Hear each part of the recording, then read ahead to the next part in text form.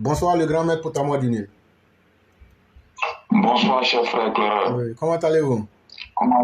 Je vais bien chez vous. Grâce à Dieu, tout va extrêmement bien. Et j'espère que la Tabaski a été vraiment excellente pour vous. Super bien. Dieu merci, c'est ça le plus important. Et que Dieu nous garde en santé, en prospérité, en longévité et tout ce qu'il y a de positif. Amin Arabi. Merci beaucoup. Je vous remercie de donner vos paroles. Je voudrais d'entrée de jeu encore une fois souhaiter une excellente fête de Tabaski, quand bien même la fête est déjà passée. Et souhaiter que la paix, la stabilité et le bonheur partagé continuent d'être une réalité en Côte d'Ivoire. Et surtout que les Ivoiriens continuent le travail comme c'est le cas depuis pratiquement plus de 12 ans. Pour entrer dans le vif du sujet aujourd'hui, je voudrais encore revenir sur le cas de Tidiane Thiam, l'ex-PDG de Crédit Suisse, que certains brandissent comme l'homme providentiel qui pourrait succéder à Ouattara et qui pourrait, en griffe, envoyer un certain miracle en Côte d'Ivoire. À la lumière des informations que je vais donner ici, les uns et les autres vont encore comprendre. Vous vous souvenez que j'avais déjà annoncé ici que dans la faillite de la banque, il lui était reproché d'avoir fait des placements qui se sont avérés très nuisibles pour l'entreprise. Et c'est ce qui a même causé la chute des crédits suisses. D'abord, je voudrais vous informer que en Suisse, au niveau de leur parlement, il y a une commission d'enquête parlementaire qui a été mise en place pour enquêter sur la faillite des crédits suisses et aussi pour enquêter sur les conditions de rachat des crédits suisses par UBS. Donc l'enquête va évoluer et nous en saurons plus. Au-delà de cela, selon le site d'information All News de la Suisse, il y a une plainte collective des détenteurs d'AT1 aux USA contre les ex-PDG des crédits suisses. Je vous en fais une lecture parce que l'article n'est pas long. L'article est tiré de All News de la Suisse.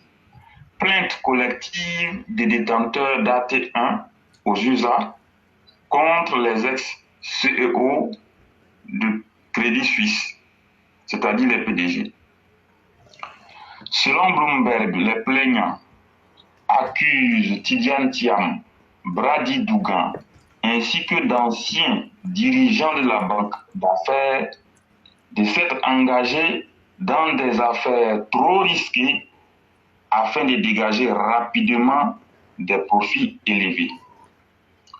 Des détenteurs d'obligations AT1 de Crédit Suisse, dont la valeur a été réduite à néant dans le cadre de la reprise forcée par UBS, ont déposé une plainte collective aux États-Unis. Elle vise les anciens patrons de l'ex-banque suisse Brady Dougan et Tidiane Thiam, ainsi que d'anciens dirigeants de la banque d'affaires. La plainte a été déposée la veille devant un tribunal new-yorkais, a indiqué mercredi l'agence Bloomberg. Selon le document, les ex-dirigeants de Crédit Suisse seraient engagés dans des affaires trop risquées afin de dégager rapidement des profits élevés et percevoir des bonus. Dans le cadre de la fusion ordonnée le 19 mars par les autorités suisses, la valeur d'emprunt additionnel tiers 1, en abrégé AT1, de la banque aux deux voiles, d'une valeur totale de 16 milliards de francs suisses a été réduite à zéro. En Suisse, une start-up juridique lausannoise a lancé une démarche s'apparentant à une action collective en faveur des actionnaires des Crédit Suisse qui ont vu la valeur de leurs titres s'effondrer suite à la reprise forcée. Ainsi prend fin la lecture de l'article qui a été publié le 21 juin 2023, plus précisément à 19h58 sur le site de All News. Donc voici ce que dit l'article de presse. Donc je vous avais dit ici qu'en réalité, c'est la gestion sur une bonne période des années 2015 pour remonter jusqu'à, on va dire, 2020, voire même jusqu'à la faillite qui posait problème. Je vous l'avais dit, parce que, en réalité, Tidjane Thiam et les autres patrons, ils s'étaient engagés dans des placements qui se sont avérés désastreux pour la banque helvétique Crédit Suisse. Je vous avais dit ça ici. Voilà que maintenant, les propriétaires des titres ou obligations même, ils sont allés porter plainte contre les mêmes dirigeants de l'entreprise. Et ici, ce que je vais ajouter comme mauvaise information pour les travailleurs de la banque suisse. Alors, l'information est encore titrée La Tribune.fr, qui est un organe français, qui dit ceci. Après le rachat de Crédit Suisse, UBS va tailler ses effectifs à la hache. 35 000 emplois supprimés. UBS se prépare à supprimer 35 000 emplois ces prochains mois à la suite du rachat des Crédits Suisses qui entraîne des doublons dans certaines activités de deux banques. Donc voilà ce qui va se passer. C'est dit, on vous a dit que UBS a racheté, mais la réalité, on ne rachète pas pour les beaux yeux quand ça tombe. Une entreprise qui fait faillite, vous ne les rachetez pas pour ces beaux yeux, vous voulez aussi gagner quelque chose. Donc au final, il y a 35 000 emplois qui vont être supprimés. C'est-à-dire on va licencier 35 000 travailleurs de l'ancienne banque helvétique Crédit Suisse. Tout ceci pour vous dire quoi, chers Ivoiriens? On vous a dit ici que Tidjane Thiam, c'est l'homme providentiel, c'est l'homme honnête, c'est l'homme correct, c'est l'homme qui peut tout faire. Et c'est ce même Tidjane Thiam, on a vu ici que l'opposition était en train de soutenir pour faire coup d'État contre Ouattara. Oui, c'est une réalité. Chers Ivoiriens, on vous a dit ça ici. Mais voici la réalité. Tout ce que je suis en train de dire, je n'invente pas. Ce n'est pas moi qui invente. Les informations sont disponibles dans la presse en ligne. Les informations sont disponibles en Suisse. Les informations sont détaillées même au Parlement suisse parce que là-bas, ils vont enquêter sur la faillite des Crédits Suisses. Parce qu'on ne peut pas comprendre comment une banque qui a existé plus d'un siècle du jour au lendemain fasse faillite. Il y a problème.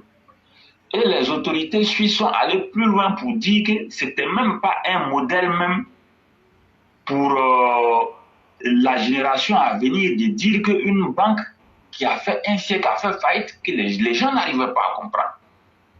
Donc pour vous dire quoi? Tous ceux qui ont eu à gérer cette banque-là dans un passé récent ont été comptables de la faillite de la banque helvétique dont Tidjane Thiam et plusieurs autres directeurs et les anciens PDG. Donc, chers Ivoiriens, voici quelqu'un qui est déjà controversé. Déjà, quand il était à Prudential, il était controversé là-bas. Parce qu'il a eu des problèmes, mais il est parti à Crédit Suisse tout simplement parce que Oufoué détenait des actions à Crédit Suisse. C'est par respect pour Oufoué qu'on a pris le petit neveu d'Oufoué qui est Tidjane Thiam. Cette vérité-là aussi, il faut la dire aux Ivoiriens. Donc aujourd'hui, si certains peuvent encore se tromper, pour croire que l'avenir peut être radieux avec Tidjane Thiam. Nous disons que ce n'est pas possible.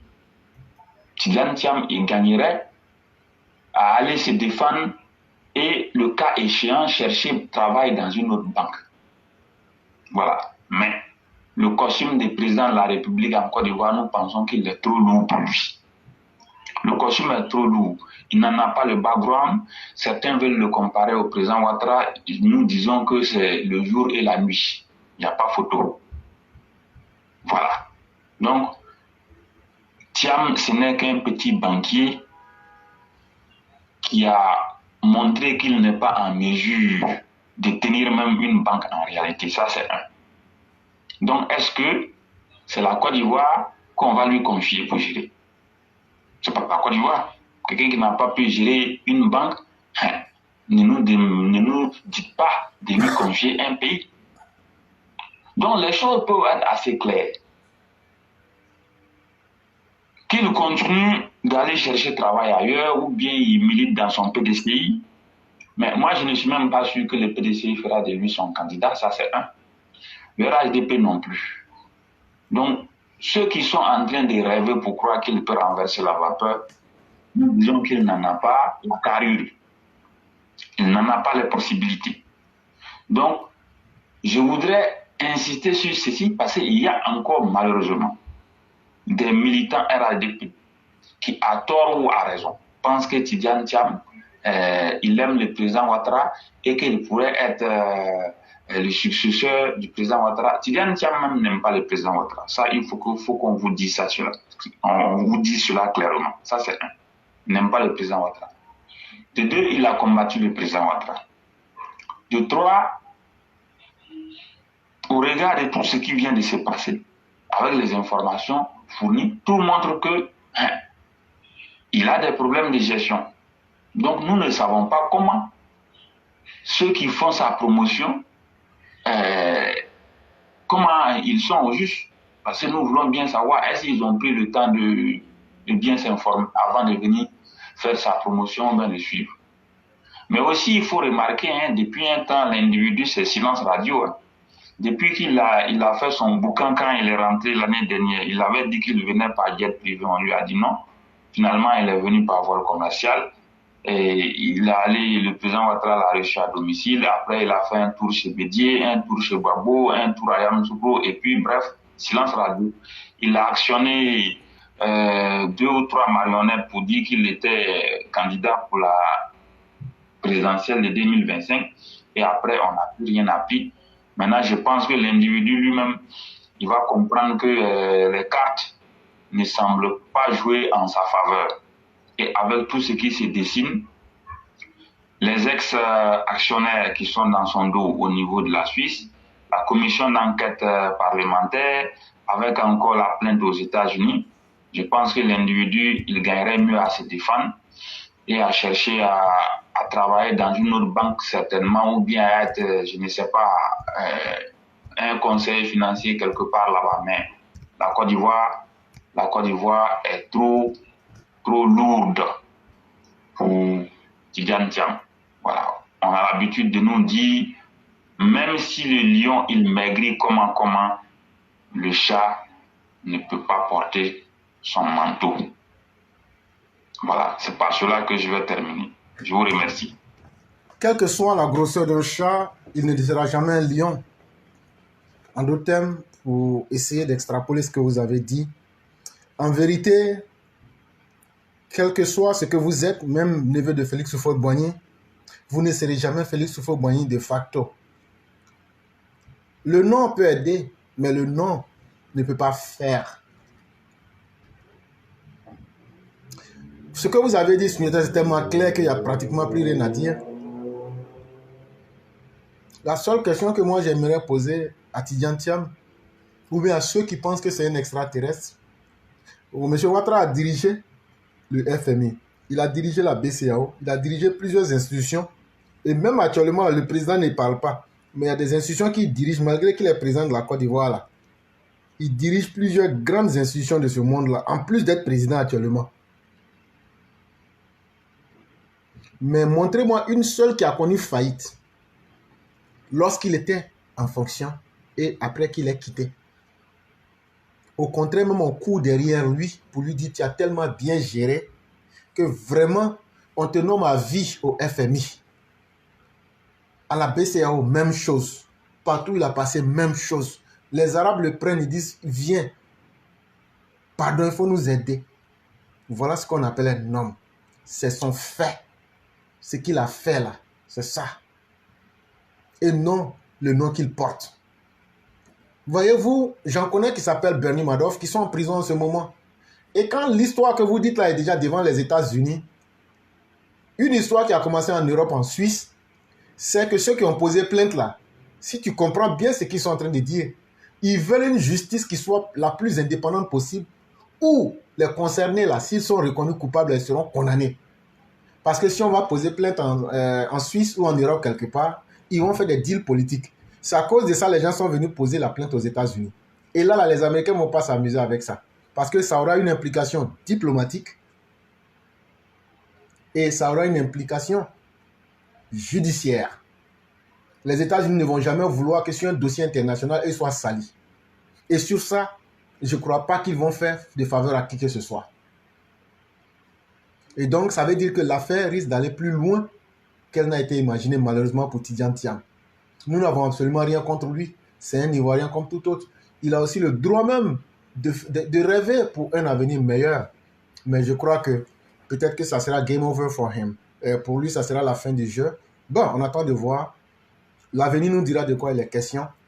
Mais quand on n'a pas pu diriger une banque, quand on n'a pas pu diriger quelques institutions, ce n'est vraiment pas la Côte d'Ivoire qu'on pourra diriger, surtout après le président Alassane Ouattara. C'est vraiment très important.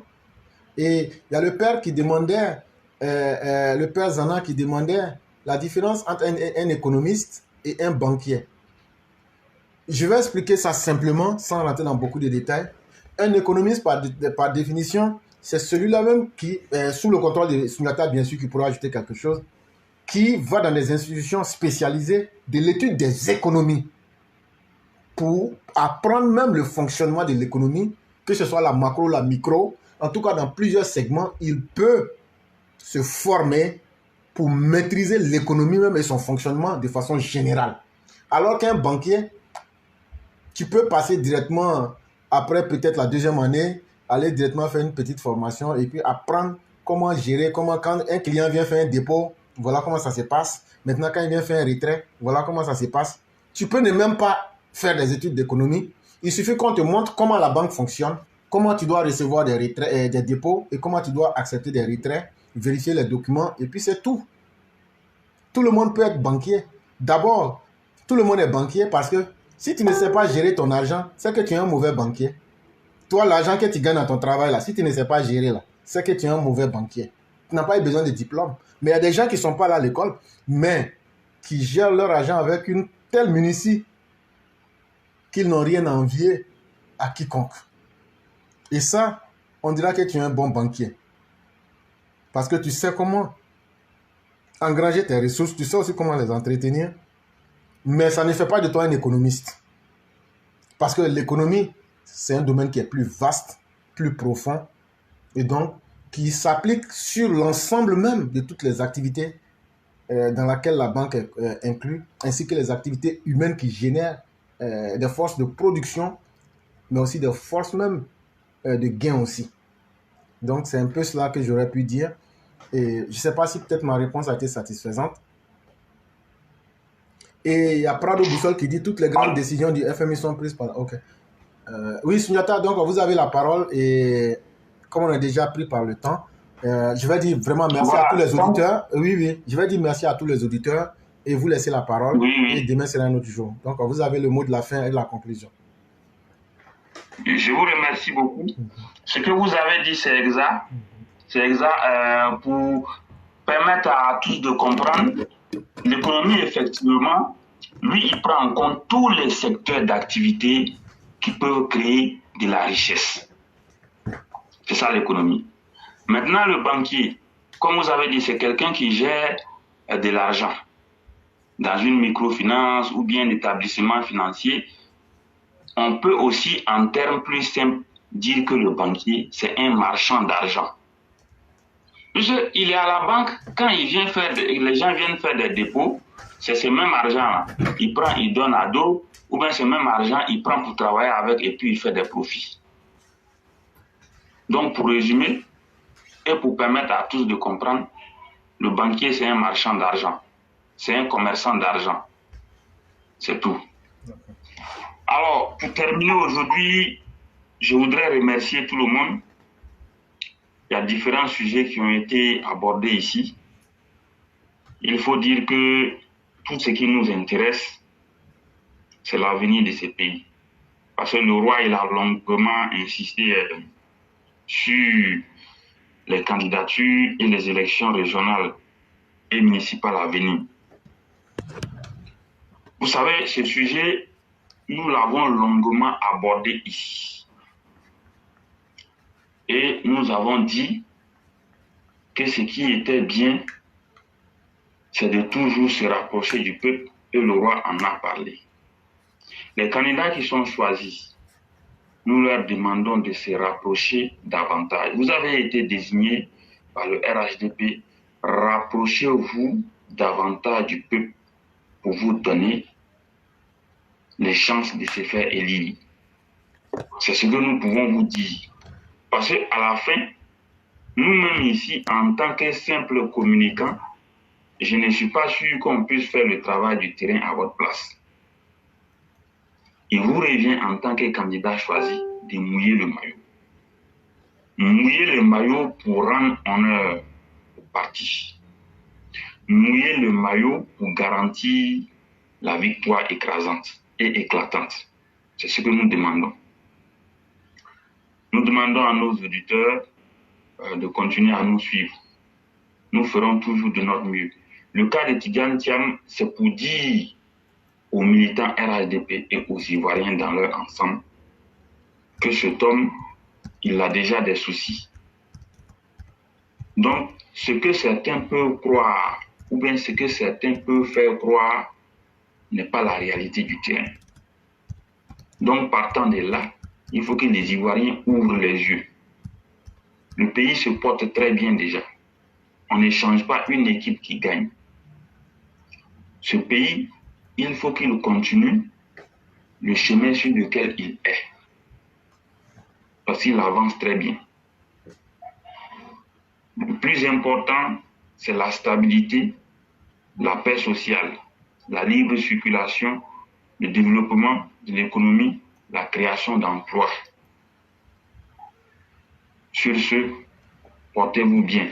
Demain est un autre jour. Excellente soirée à tout le monde. Merci beaucoup à tous. Demain est un autre jour. Que Dieu nous maintienne dans ses grâces. Et nous nous retrouvons certainement demain pour d'autres analyses politiques. Merci à chacun et très excellente soirée.